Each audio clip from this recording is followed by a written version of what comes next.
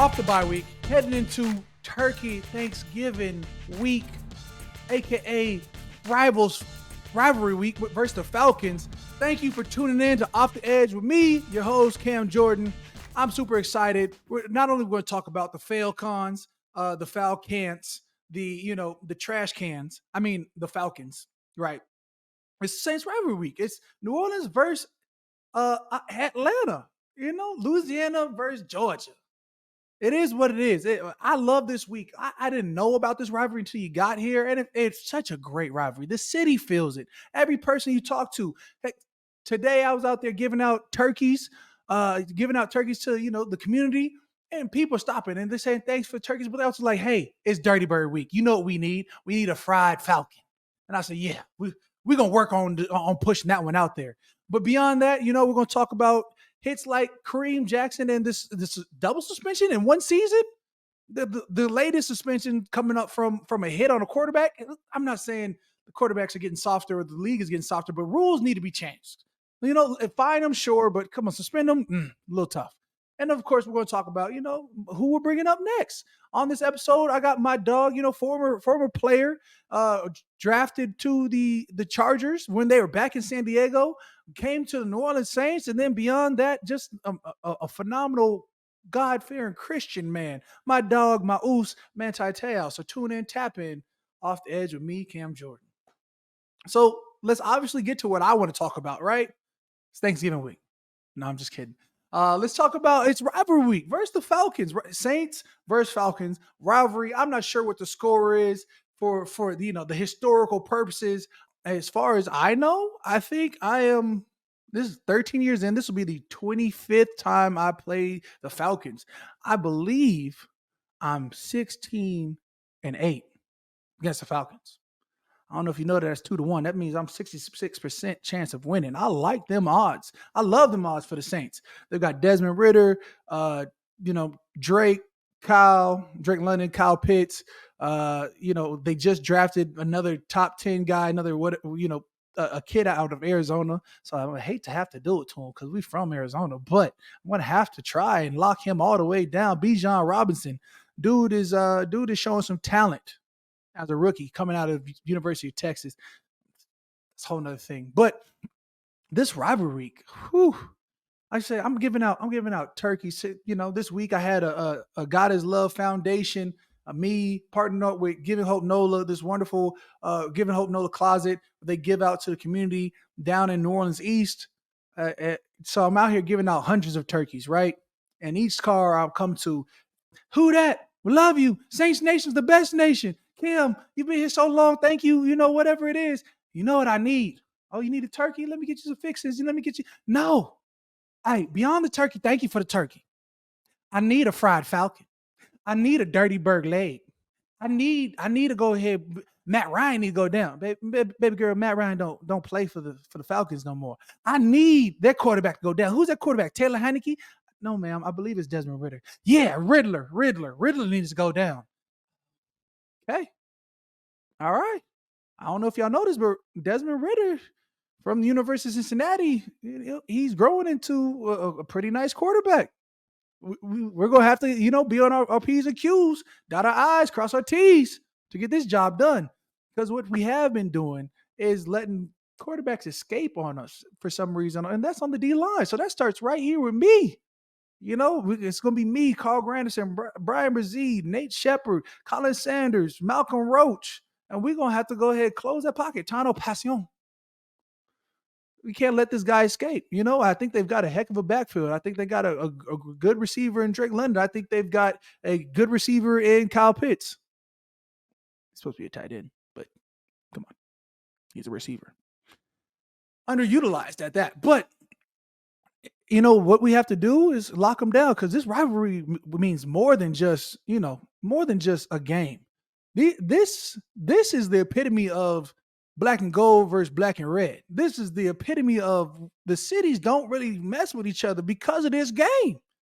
Guys go out their way to hate on Atlanta. Atlanta goes out their way to hate on New Orleans Saints. I might as well call them Diet Saints at this point. They've got half our D line from previous years. They've got David Onyemata. They've got, Albert Huggins. They had Jalen Dalton at one point. They took a linebacker, Caden Ellis.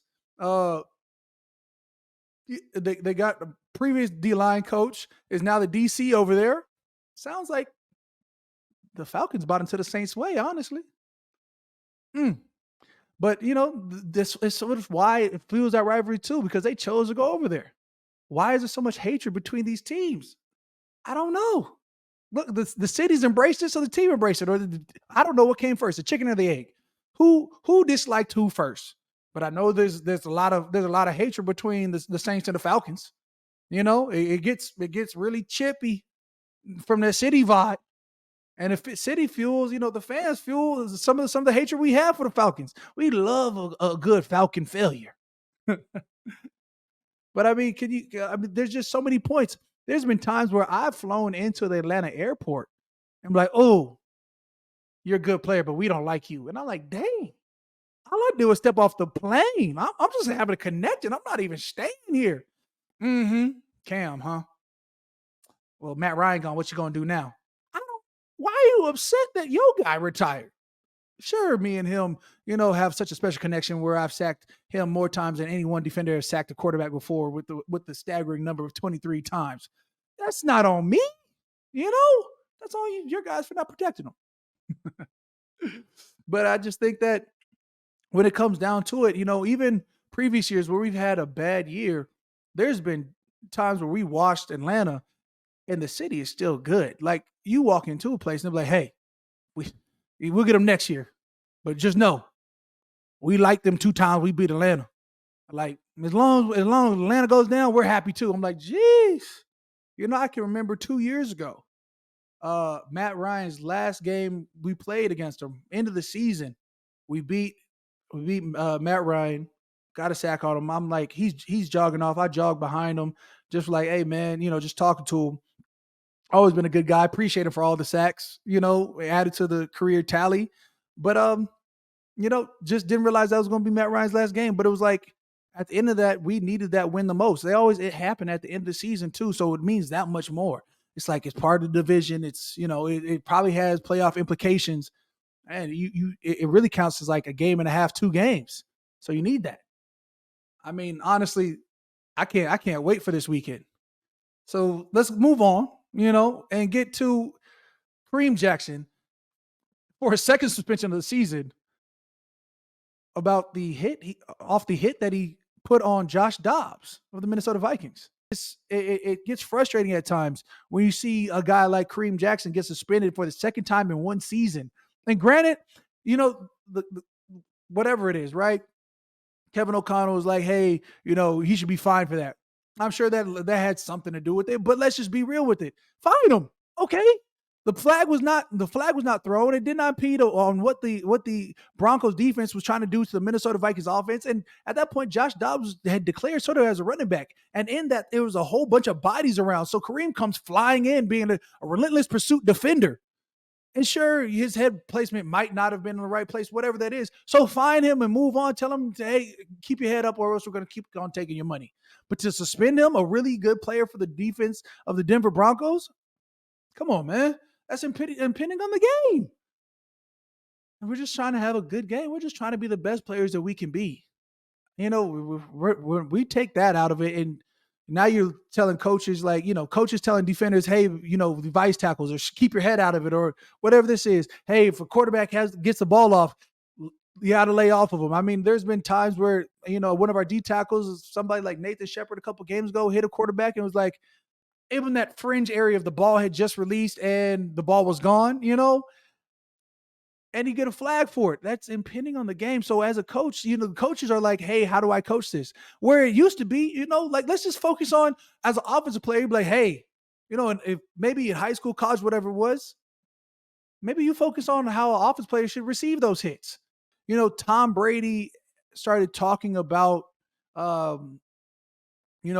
not placing a ball in the middle from, having guys like Ray Lewis, Ronnie Lotz, all these Hall of Fame players, because you're like, yo, if you throw this ball in the middle, you place it in the middle, your really good player is going to go really fast to sleep. I think I look at a lot of players like Ray Lewis and Rodney Harrison and Ronnie Lott, and guys that impacted the game in a certain way. And every hit they would have made would have been a penalty. You hear coaches complaining about their own player being tackled and not necessarily, why don't they talk to their player about how to protect himself? We used to work on the fundamentals of those things all the time. Now they're trying to be regulated all the time. Offensive players need to protect themselves. It's not up to the defensive player to protect the offensive player. A defensive player needs to protect himself. I didn't throw the ball to certain areas because I was afraid players were going to get knocked out. That's the reality. Wow. I didn't throw it to the middle when I played Ray Lewis because you knock him out of the game, and I couldn't afford to lose a good player. Everybody's fighting for every yard. This is a game of inches, right? 4th and 1, 3rd or whatever. Game of inches. Do I have time to think about my body position where this running back is lowering his body to create contact? No. You know, even even when they throw the flags on a guy like Josh Dobbs who lowered his helmet, he's fighting for every yard. He doesn't have time to think about that. The lack of consistency causes confusion. You know, it's just when you think about what this game is, I'm running as fast as I can. They're running as fast as the offense is running as fast as they can. They're trying to create big plays. I'm trying to create a turnover or force a turnover. I don't have time to be like, oh, did I go across the bow? Did I keep my chin up while I was trying to place my chest within his chest, also higher, lower than his chin, and my helmet did not slide up and tag him? I don't have time for that. I'm moving as fast as I can. When you think about 11 defenders running to the ball, relentless pursuit. Relentless pursuit doesn't equal, hey, let me size up and make sure that the offensive player is okay. And I ask him as he's falling, are you going to be all right while I try to abdicate the ball from his elbow? I don't have time for that. It's just ridiculous.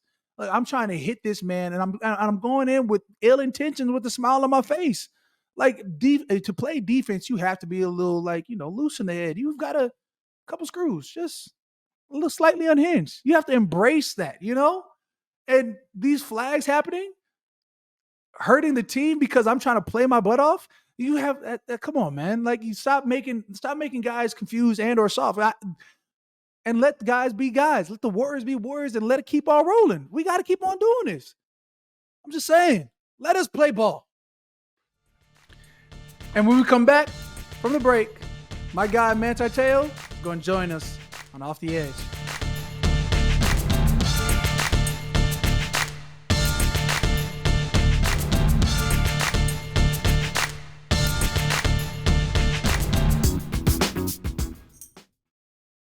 Super excited, bro, that you're even tapping in.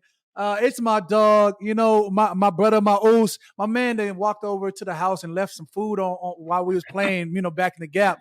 Bro, when I tell you, I'm excited to have you on the podcast, bro. Like, strictly because, you know, one, we were teammates, but two, because you're an honest, positive force to be reckoned with, bro. And like, I feel like you don't get enough flowers as it is, and you probably do. I'm not sure. You know, you out in Utah, you roll down your window and it's probably snowing outside. You know, I'm not meant for the snow. But Oos, when I say Manti Te'o, you know, bro, everything that you did in college over at Notre Dame was spectacular. You know, you played there. You were should have been, in my mind, a Heisman Trophy winner. You had a Heisman push. You know what I'm saying? A runner up, if you will. But the things that you did in college were absolutely special, bro. You know, you look down and you were going to have accolades for days. You talk about the Maxwell Award, you know, the Walter Camp Award. You talk about the Lott Award, the Chuck. I can never get that linebacker award. Bednarik Award, bro. Like, what in college there was no award untouched that you didn't have, bro. You were a unanimous All-American. Like I said, you should, in my mind, you should have been a Heisman Trophy winner. But, you know, it just is what it is, bro. You get drafted in the second round to the San Diego Chargers. Does that feel weird that, you know, it's not San Diego no more? You rep LA Chargers? No, I always rep San Diego's, you know how it is. Right. You know, I even when I was playing, you know, with New Orleans, I was still living in San Diego. I would send you the pictures of my tacos at Oscars, you know, and so you and the family were supposed to come out many a times, and then we moved, and you refused to come out here in the cold snow. So we're gonna have to link up in San Diego. No. I'm gonna get out there, bro. Are you outside of City Park? Where you at? Somewhere. So we're in Lehigh, right between Provo and Salt Lake. Okay. And we got to take you on the slopes. I know you got the elite level of athleticism. The only D lineman that I know leads the conditioning in the half gasser. So you definitely could make it down the hills. Oh, I look, see, but I'm not conditioned for snow, fam. Bro, we played that one game in Cleveland, and it changed it solidified my perspective on Oh yeah. nobody should play in cold games. But it Yeah. also changed my life in terms of I was like, I can't be in America anymore. I left Yeah. and we lived in Spain this offseason because of that Cleveland game. I was like, babe, pack it up. Take off. We're taking all 4 kids. You're See, homeschooling and we're leaving. See.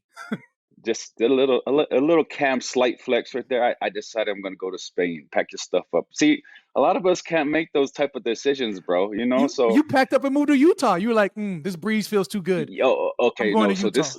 okay, but my decision was because of living purposes. It was like I don't have the Cam type of tax bracket, so we got to get out of these high taxes and go to a lower Man, tax I'm not trying place. to You hear know, that. see, The house is paid off. I'm not trying to hear I that. didn't just say, "Hey, let's go to Spain." You know, nah, yeah, we're not there yet. You didn't freeze like I froze.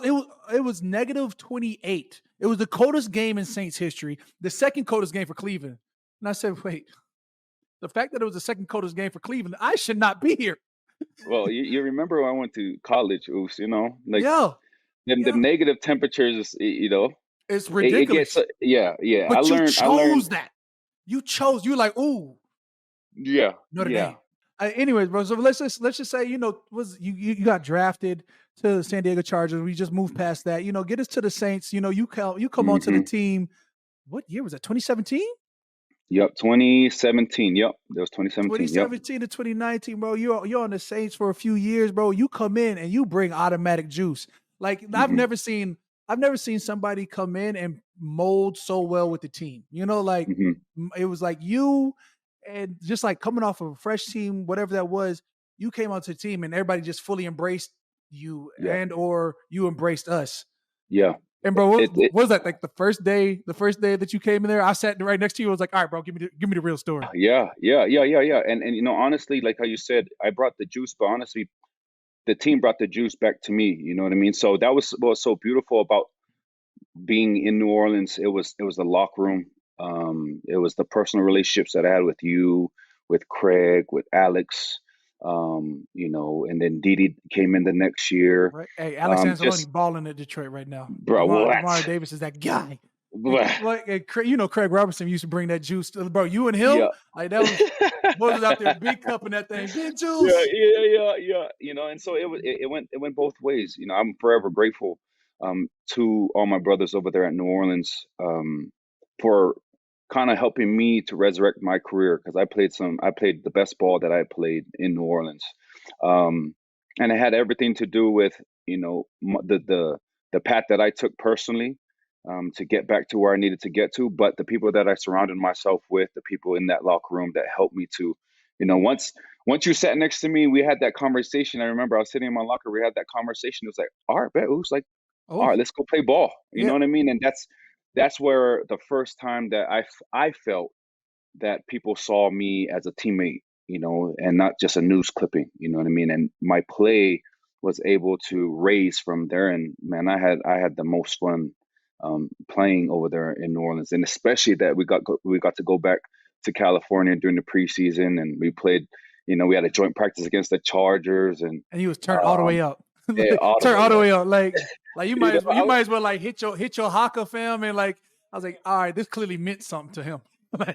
Yeah. Well, I think it was a benefit, because then we got out of that humidity, and I remember, man, Sean was trying to make a point, that year. And I was just like, I remember thinking to myself, I was like, so the year that I signed here, you decided to bring the team back to New Orleans. We had just done like 3 off seasons in Northern Virginia. All those training camps were Northern Virginia, where it was like 65 and sunny, 70 and sunny. And we had like 3 years of back-to-back losing seasons of 7-9, 7-9, 7-9. And he was like, the owner came down, was like, this is the way you guys want to play. Tom Benson came down, was like, this is the way you'll never go back to Virginia again. And Sean Payton was like, you heard what he said. Now let's double down. And I was like, Jesus. That training camp you came in, bro, he came in and like we went days of straight hitting. We had to run off the practice field because we were running out of time at practice for that training camp. So by the time we hit Cali, bro, for that joint practice, everybody was like, oh, this it? Oh, this all you guys do? You only have 30 plays? Come on. Yeah. No, I remember who was it? He came off the edge and just thumped the running back. And I remember thinking like, Marcus man, I know Davenport.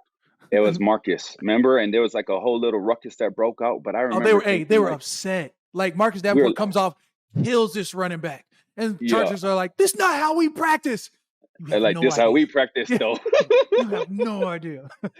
But it was that it helped us to have that level of confidence that because of what we went through, like you stand no chance. You know what I mean? And that's what I felt like it helped us to get into that mentality of, man, like there's no way that you guys went through what we went through, like having 30, 40 plus people. I remember after practice, like 40 of us in there with IVs, just it looked like a scene Everybody from a cramps up. movie. And I just walk Yeah, by. I walk by everybody like I'm I don't cramp up, bro. So I just walk by everybody. I'm like, weakness. I was yeah, like, no, I was like, look at you guys, you and your yeah, IVs, bro. You're like yeah, you're taking 2 bags. My guy, what was that? What's his name? Devereaux, whatever. Devereaux's got like 3 bags in. yeah. Bro, there's guys hurting everywhere. I'm just like, weakness. Can't Yeah, do it. it went from it went from a fashion statement, like everybody coming in with visors on. By day 2, the visors were off.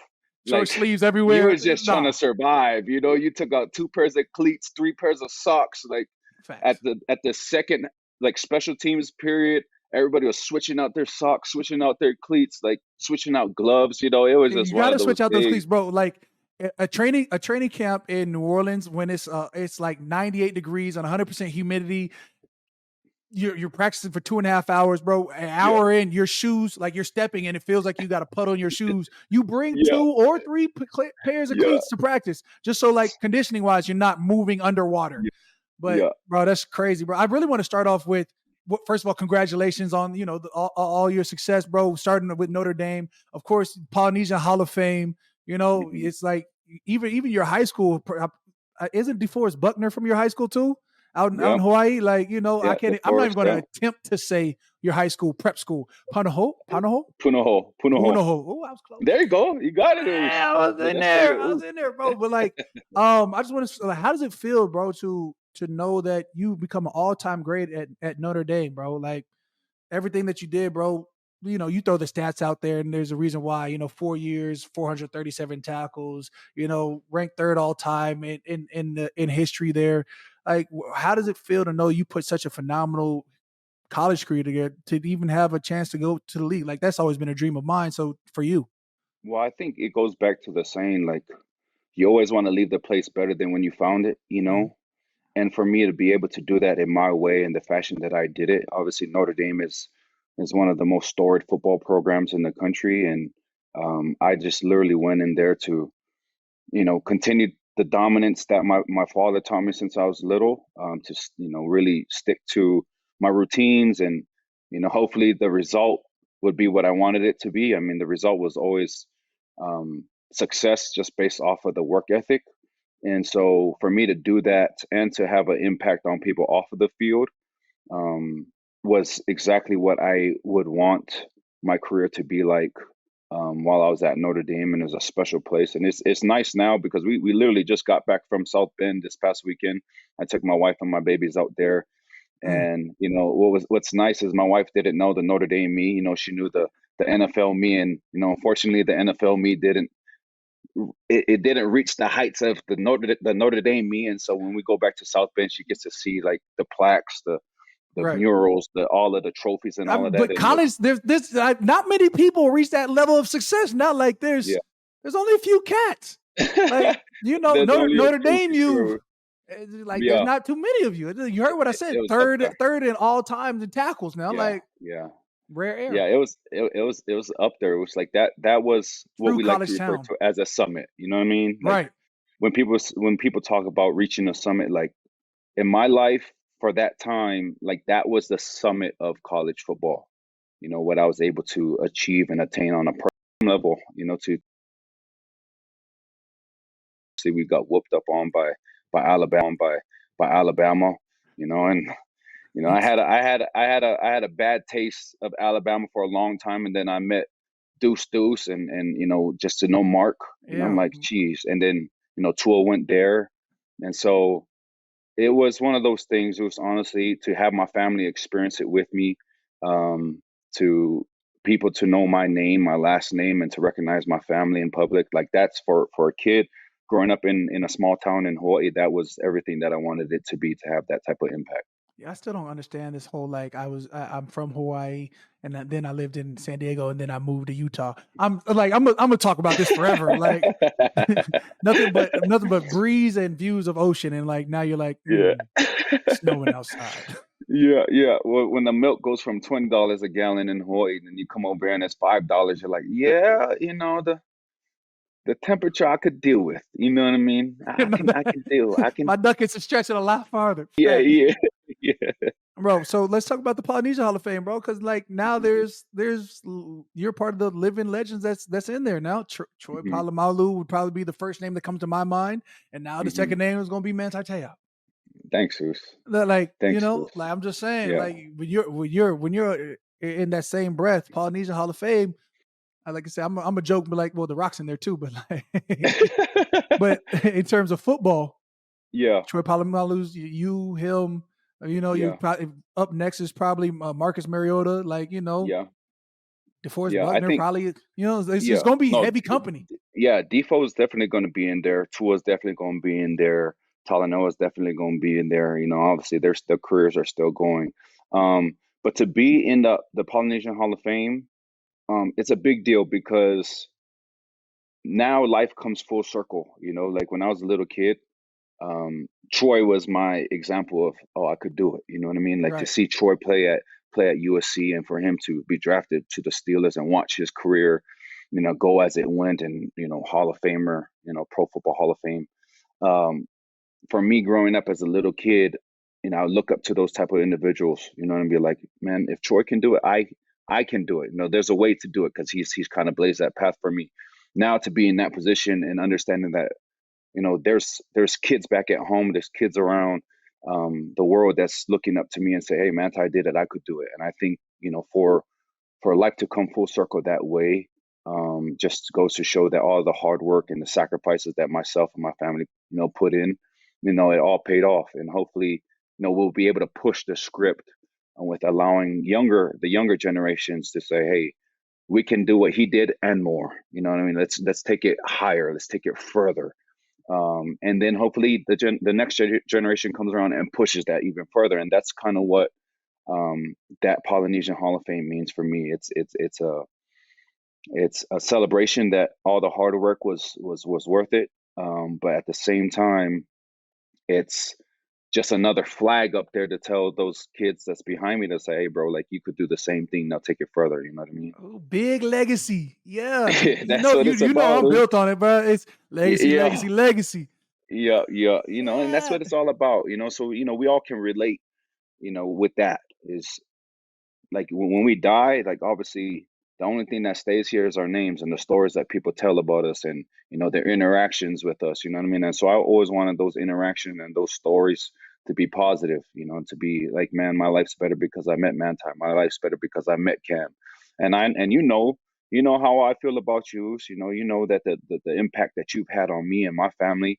And when a documentary came out, like you was one of the first people that I text, to say, hey, Us, like I wouldn't be where I'm at if it wasn't for you personally, and like taking all of us to the Jay-Z concert. Like you have no idea, so like how much that concert changed my life, like where I was at that time.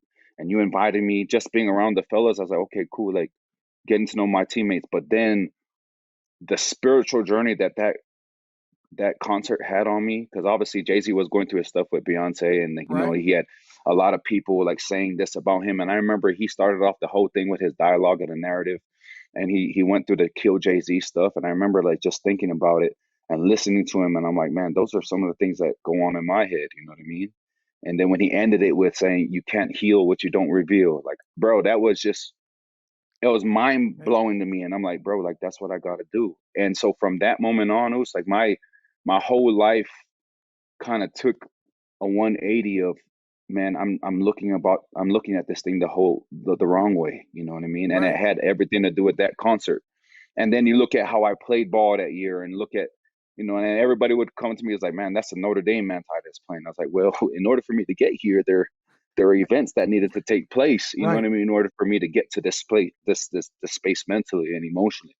And that concert that you took me to it was a big part of that healing. And so, like, again, it was like I never forget the people that was there for me, and you was obviously one of those people, and that's why I had to pay my respects to you, and you was the like I said, one of the few people that I text. That's what I'm saying, bro. You hit me, and I didn't even know the impact. Like I'm like, yeah, Mm-hmm. bro. Like like if I'm in Mm-hmm. a suite and the D line in the suite, hey, the defense is always welcome. We even open up to the Mm-hmm. offense sometimes. Like Yeah. I'm all about that defense camaraderie because I think that makes the team better when you know what your brothers are going through. Like we Mm-hmm. bleed together. Why would I not? Why would I not want to know more about you as a person?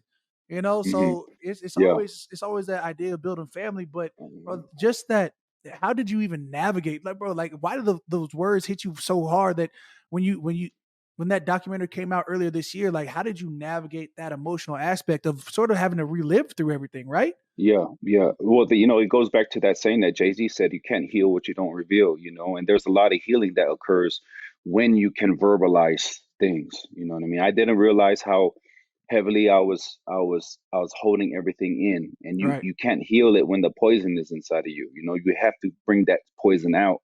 And the amount of healing that I did all the way up to that point was enough for me to be comfortable in certain circles. There was a time where I wasn't comfortable in public. Like I literally would just go to work, do what I had to do, come home, and just be a hermit. Like I didn't want to be around anybody. I This didn't. must have been Dago days because like the It was Dago. Oos is lucid. I know in New Orleans, big people Yeah, person, big heart person. You know what I'm yeah. saying? Like, But what you need, yeah, I'm here for you. Hey, Oos, I left you exactly some though. food at your front door. I knocked on your door. Oh, you wasn't home, Oos. I left you some food. Like you Yeah, know what I'm yeah. saying? Yeah, and that's the evolution of it all. You know what I Mm, mean? Like that was who I am at my core. I'm a guy who I love people.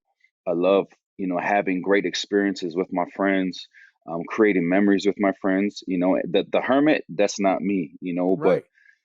in order for me to get from the hermit to the guy who was just, love was excitement, was just enjoying the process and being grateful for the day. Like there was a transition and a journey that I had to go on, and a lot of it had to be done by myself, but there are key moments where I needed somebody to be there with me. You know what I mean? And so, like, you're one of those guys, Craig was one of those guys, Alex was one of those guys that I really leaned heavily on. And you said something that that was so real. You said I want to know.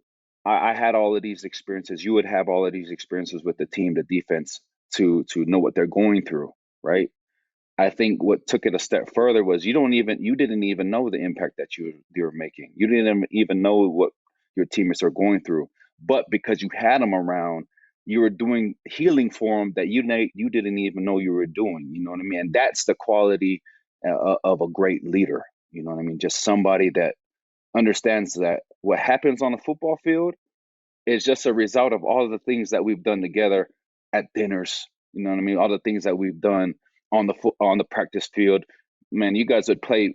You would play Smash Bros like for hours, bro. Like I remember, like, yo, nigga gonna call, and I'm your neighbor, so y'all, you You gotta can't go go. I home. can't go home before you, bro. Hurry up. I'm She playing gonna Smash knock Bros on with the my door. boys. Like after She gonna practice, know. I need that. I need that. Yeah, she gonna see my truck in the driveway, and she be like, "Cam ain't home yet." Like No, no. Nick, he still plays Smash Bros with He's Craig getting them and, rehab. He Banjo. getting he getting Yeah, scraped. He yeah. gets scraped. He'll be back. Yeah, so it was a special transition. It was a special journey, and it was a journey that made me into who I am, was to really appreciate genuine relationships, appreciate good people. And bro, like, again, our locker room was special, bro. And that's what I Facts. always tell people. Like, the locker room in New Orleans is what made the success of our team. Like how close we were. And so, now I always watch my boys, I always watch you guys on Sundays, and I'm like, they gotta have fun again. You know what I mean? Y'all gotta have fun, Right. celebrate. You know what I mean? Just Got bring gotta that live. energy.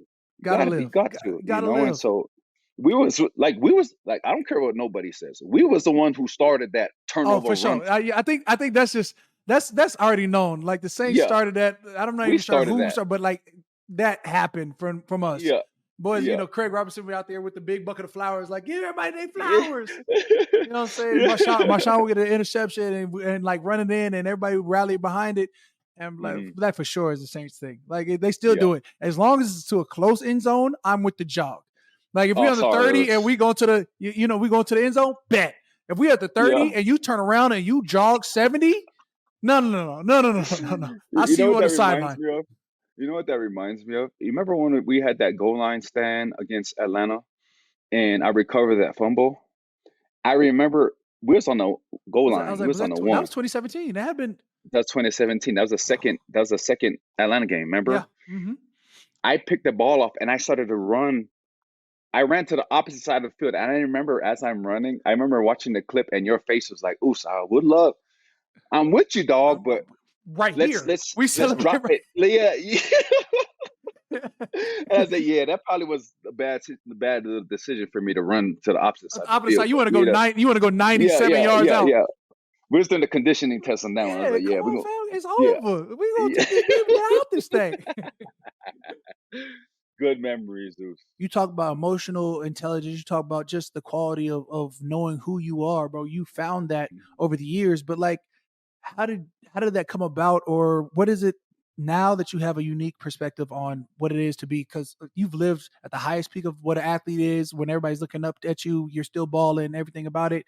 To you've had setbacks, whatever the whole catfish situation, to coming back and getting drafted second round, to playing your brand of football here previously with the New Orleans Saints. Like, what Mm-hmm. did that all take it to, and how do you look at the status of mental health now?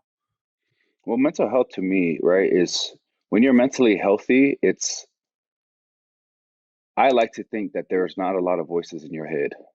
Those that are mentally unhealthy, it's because they have so many voices in their head. They kind of get lost. They get lost in the sauce of like, man, like whether it's they're at a certain peak, right? And they think that there's something that they're not, or they're at a valley and there's so many critics in their head that they can't seem to shake it. And so I've been at both, right? Right. Now, the journey has allowed me to identify all of those voices, identify the sources of those voices, and get them out. Right. That now that the only voice that I hear is mine. And And we talk when, about voices like social media, your girl, your yeah, family. I got to take care of my parents. Oh, like I need to be this pinnacle of a player for me to be accepted. yeah, There's all it, types it, of pressures that are equal yeah. voices in the head. You said Well, voices. It made me think about that first time we ever had a conversation. I was like, all right, Ooze, before you be a mic and call these plays, his girlfriend, was she a figment of your imagination, or was she like that situation? So yeah. so The voices are, like are all like the pressures voices, surrounding you. yeah. Well, they're pressures and they're also they're the critics and they're also the fans. You know what I Right. mean? Absolutely. Because like when After you're a living game, on they either drag you. extreme, yeah, whether they're dragging you or whether you have just like 10 sacks one game and they're like telling you You're you're the the greatest best. thing ever. Yeah, like both extremes are dangerous. You know what I mean? Especially if it's not the beliefs that you have in your head. Like the fact that I know who I am to a point where there's nothing that the praise or the criticism can sway me. Yeah. That is where I mean, like mental health and you being so sure of what your identity is, who you are as a person, that you're not swayed either way. Like Yeah. that's where I feel I got to, that I know who I am. There's nothing that you could tell me that's gonna sway that, because I was swayed a lot, and when I kept swaying, eventually I fell face flat, and so I had to literally pick myself back up and figure out, from square one and build myself up from square one, from brick one. And again, I had to do a lot of it by myself, but there were people that helped me to build that, whether it be my family, my parents, my siblings, my friends like yourself, Yeah. my wife, my kids now, so it's a journey that everybody must take. It's a journey that I hope that it doesn't take people as long as it took me, But the journey is what, creates, and it molds, and you'll be happy with the final product in the end. And I'm definitely happy with who I came out to be as a man. So for anybody that's going through mental health issues, in order for you to be the best version of yourself, you need to be internally the best version of you, because what happens outside is just a reflection of what's going on inside. And so that's kind of my piece on that. Yeah. That's what I'm saying, bro. Like, you never know, like, even talking about it, bro, who you're affecting, or, it feels like it's a sermon at times, bro. Like, that's just a message somebody may need to hear. In Hmm. this day and age, well, we're starting to understand this EQ, or this, even like, I call 20, like, I call 2020, I'm like, the era to be soft, right? Hmm. And I sort of chuckle about it, but it's literally like, everybody's worried about other people's opinions. Everybody's worried about Yeah. everybody's, how am I affecting next person over, or how are they affecting me, or social media does this, and all these other circumstances where it's like, bro, know who you are and stand on it. Hmm. Like live your truth, live your life, and be blessed. Like, there's so many ways it can go. Life can always be worse, and life can always be better. It's Hmm. just like watching after a game football film. You're like, bro, I played terrible. Game film is not going to be as good as you think it is, and game film is not going to be as bad as you think it is. Those games be Yeah. like, oh, I killed them. I had 4 sacks. They couldn't touch me. And you walk Yeah. on and you're like, dang, I got locked up like 3 or 4 times, bro. Like, or I got close. Could have been a 7-sack game, and all I left Yeah. was 3 or 4. Yeah. Like, you be like, That's dang. a great analogy. That is actually a great analogy of how life is, Uh, and like, I never thought of that analogy, but now that you put it that way, that's actually the perfect analogy for it. It's never as bad as you think it is, and it's never as great as you think it is. Facts. So, like, again, to stay grounded in it all, to be grateful for it all, because at the end of the day, like life happens for you, doesn't happen to you, and so you have the ability and the power to make life what you need to make it. You could make it great, but you could also make it a living hell. You know what I mean? So you have that power. Like, people who let things happen to them and say, "Oh man, like, I'm the victim," I was like, "No, bro, you're only the victim of your decisions." Because no matter what you do to me, I still have the ability to filter it and perceive it the way that I need to perceive it in order for me to progress. Like, I'm never going to let anybody do anything to me, say anything to me that's going to cripple me and stunt my growth as a person. And the reason why I know that is because I used to let that do it to me. You know what I mean? And so Absolutely. that's what for me, mental health. I think it's something that's important. I think some people look at it as a reason to do the things they do. No, that's not what mental health is. You know what I mean? Mental health is you understanding who you are, the best version of yourself, the best form of yourself, and you doing all that you can to get there. It's not an excuse to do stupid things. You know what I mean? Yeah, That's not what it facts. is. You know what I mean? Like, I don't like when people say, "Oh, no, bro. That's not what this is. It's understanding where I'm at and where I need to get to, Yeah. and the things that I need to do in order to get there." And so that's what I think mental health is. It's for me to be the best version of me, to do the most good. Right. What version of me brings out the most good? What version of me brings out the most production? No Like, doubt. that's what I need to Right. do. That's the The person I need Lord to be. bless me. How can I be a blessing to others? Exactly, brother. Exactly. I'm still breathing. I'm still standing. Yeah. Bro, like I say, you a family man. Now that I can't say like football's over, because I don't think football ever leaves the blood. Right now, you got a legacy of your own, bro. Like I said, Yeah. married. My dog got 2 kids now. You know what I'm saying? Yeah. Jits Yeah. with the Yeah. S at the end. You know what I'm saying? What's it now? Because there's no off season now. Like me, off season, I'm Mm. splitting. I'm like, man, what else can I do? Where can I go? Yeah. Yeah. What's next for you, bro? Like, now you done dropped a documentary. You probably got an Yeah. executive producer credit out of there. You a EP. You do things now. What else is it in Utah for you? What was amazing was when every parent will understand this. When my kids came into my life, especially when my son came, when my daughter came, like, I went to the dad phase, the dad bod. I gained a whole bunch of weight, and I didn't Okay, realize it you gonna put that until, on the baby girl? yeah, it was my daughter's fault, bro. Like, my princess softened me up. But then when my son came, and with the both of them, um, immediately life took a turn for me. It I immediately wanted everything great in this world for my kids. Absolutely. I wanted everything that was great in this world, I wanted for them. But the person the first thing that needed to happen was I needed to be great. I needed to be the greatest version of me, because my kids aren't going to remember what I tell them, but they're going to remember what they saw me do. They're going to remember how they saw daddy work, how they saw me walk through this life. And so I was 295. Who? January 1st. Oh, that boy was detacking that thing. I was 295. The two gap. Huh. Yes.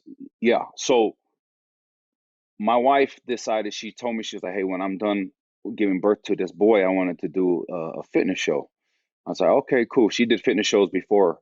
So I was like, all right, what a perfect opportunity for me to get back into shape. So she and I went on this fitness journey. Hey. And my goal was to get back down to my playing weight of 237. I hit that. And so it was all my way of getting back to the best version of me. Now, throughout that process, I was doing a lot of public speaking. Since the documentary came out, I met with a lot of successful people, and they just happened to be in the private equity world.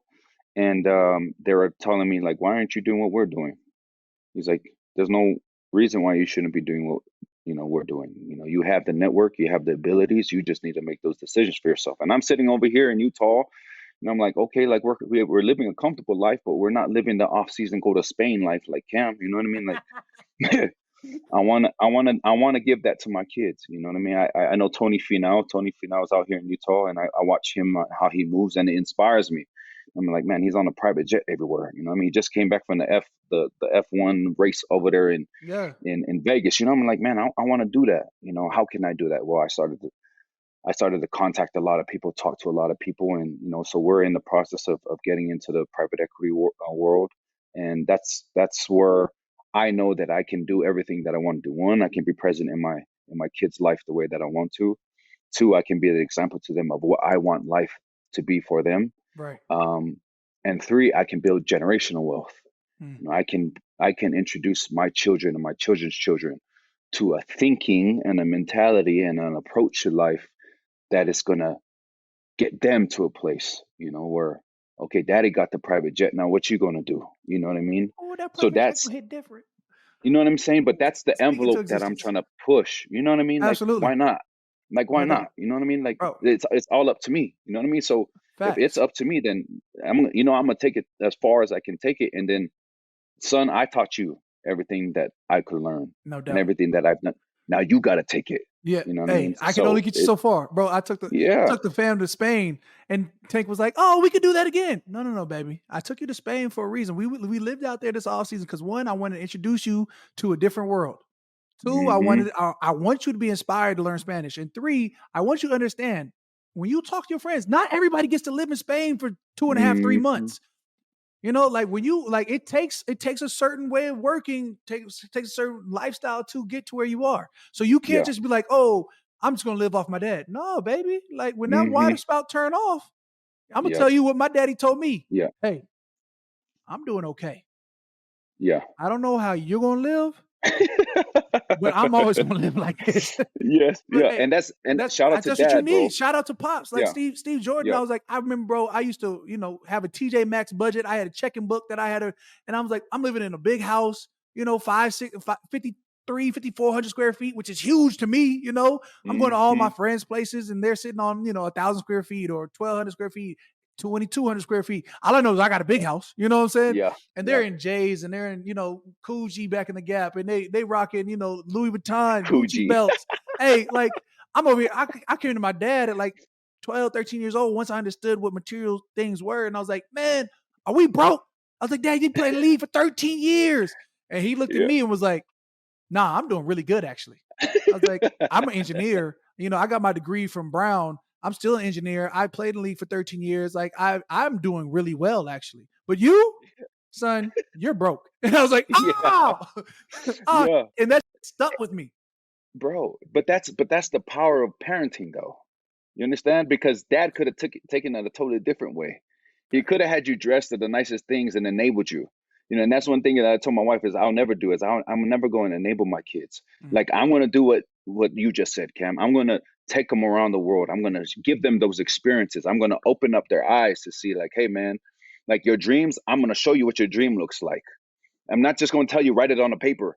No, you want to do this? Cool. I'm going to take you over there Facts. so that you can be in the buildings. You could see the environments. You could talk to the people. You could smell. You could taste. You could feel. You know what I mean? Because then it becomes a reality for you. Now it becomes a goal. Now you know what it looks like. Now you could picture yourself in those places.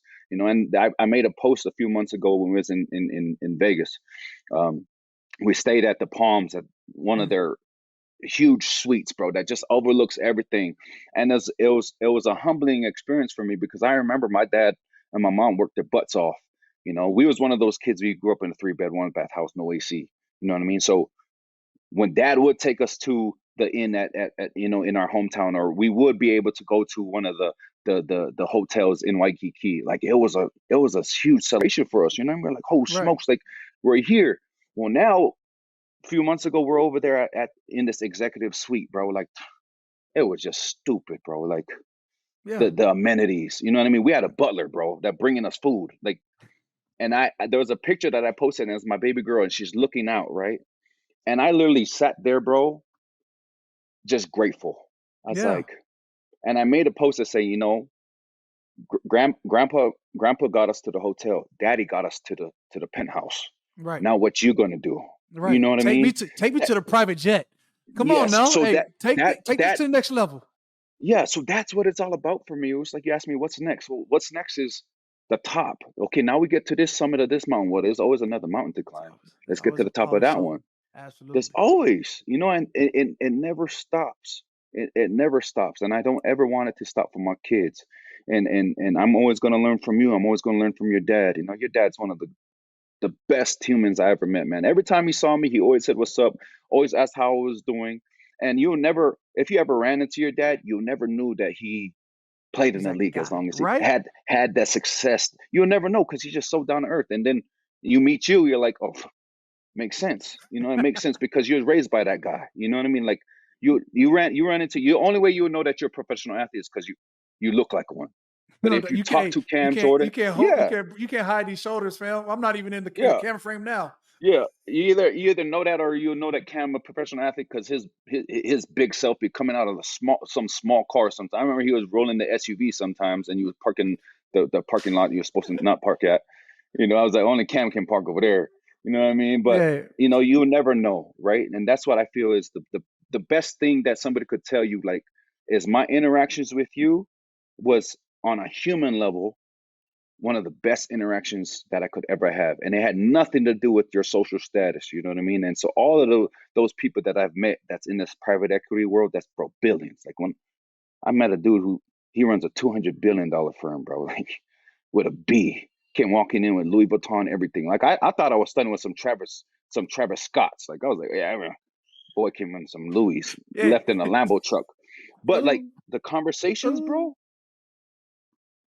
human to human, right? And he's just like, how can I help you? Well, man, Clay, I want to do that. You know, I want to get to that level so I can turn back around and say, hey, bro, how can I help you? You know, how can I get you here? You know what I mean? Because that's what I want to see everybody win, bro. You know, and that's what, you know, because there's people that help me to win. You know what I mean? I want to see everybody win. So yeah, that's what's next. That's what we're working on. That's what's current. You know, that's the current events for the Te'o family right now. Yeah. Future events. Hopefully my son goes to Notre Dame. You know, he already got a verbal offer this weekend. So he's 10 months old, Cam. 10 months old. You're 10 months old. Coach Freeman came over. He was like, you have an offer. I was like, all right, coach, I'll make sure he ready. Now he ain't gonna play linebacker, he's gonna play quarterback because all them rules in football right now protecting that boy. Like you can't land on him, you can't hit him above the shoulders, you can't hit him below the knees. And once he releases, you better not touch him. You better not touch him. So I said, son, you're gonna play quarterback. Oh, I appreciate you tapping in, bro. I'm gonna get you out of here. Like I try and keep it at around 35, but I love having great people on here, bro. It's been nothing but a pleasure keeping you on Off the Edge with me, bro. It's Manti Te'o. You know what I'm saying? There's levels, so always, bro. I appreciate you for everything that you are, bro. I'm gonna tap in shortly. Love you, brother. Always. This week has been, a blessing. Man, first shout out to my guy Manti for hitting the pod up. just talking about what it means to be a good person, a good human, and he's one of the best of them. Just going into this Thanksgiving week, I mean, we're going to talk about our favorite foods, right? Just let's get off the rattle off, right? What is your top three? Since I got to New Orleans, it's mac and cheese, it's gumbo, and it's the seafood stuff peppers. Now, I think there's cornbread stuff and there's some kind of stuff in it. I'm not sure what goes into it. I had to order this because I have yet to figure it out. Before I have to leave New Orleans, I'm going to figure out where or how to create these, right? Fire. Top three, I need to know yours. That being said, I just want to think about Thanksgiving and how blessed I've been. It's why, every year I try and give back so much of my time and efforts to Thanksgiving week, trying to feed my community, anybody who's in need. This past week, I teamed up my foundation, God is Love. That one right there. Yeah. God is Love. Teamed up with Giving Hope NOLA Closet over there in New Orleans East, where they do a lot of great things, and gave out hundreds of turkeys. Fam showed up. Kids got to give out turkeys. I just want them to know that it's okay to be a blessing to another person. I think in this day and time, we're grateful for everything that we have: health, family, the ability to see our loved ones. My wife's family's coming in this week. They're going to do some great things on the grill while I'm working, and I'm going to get to come home and to a great meal. Some families don't have that, and it's just so important to give back and try to hopefully give a little bit of joy on a week that's meant for giving thanks. So shout out to everybody who made the event great. Troy Duhan, Miss Betty Thomas, Alicia Sheridan Burchard, the whole Saints team that backed up, showed up for the media situation. Wifey Nikki Jordan brought the kids through. Tank Glow, Nia, Cha Cha, Chanel. They came through and they gave out turkeys, and a couple teammates showed up. Shout out to my dog Brian Brzee, my little rook. I don't think he had a choice in it, but he showed up. Just amazing overall support. So it's always a blessing to be a blessing. Just keep that in mind. And for that, I just want to wrap up the show. I appreciate everybody tuning in, tapping in. I hope you guys have a phenomenal Thanksgiving. I hope the gumbo is hitting, the mashed potato gravy is smacking, and I hope that everybody's mac and cheese is the cheesiest of the mac and cheese, unless you're lactose intolerant, and then I'm sorry, because I'm going to eat for both of us. And I'm going to put my little side plate away and probably eat again, right? After Sunday when I get back to the crib, because we all know food hits better the next day, but it can't be the next day. It's got to be the best day, and it's got to be Sunday after we beat the Falcons. Anyways, thank y'all for tuning in with me, Cam Jordan, on my podcast, Off the Edge. That's it, baby. Go ahead, tell your friends while you're sitting at the table. Hey, tune in, tap in, anywhere you get your podcast. That's Apple Podcasts, iHeartRadio app. Wherever you get your podcast, tune in, tap in for Thanksgiving, giving thanks, being a blessing. Off the Edge with me, your host, Cam J. Peace.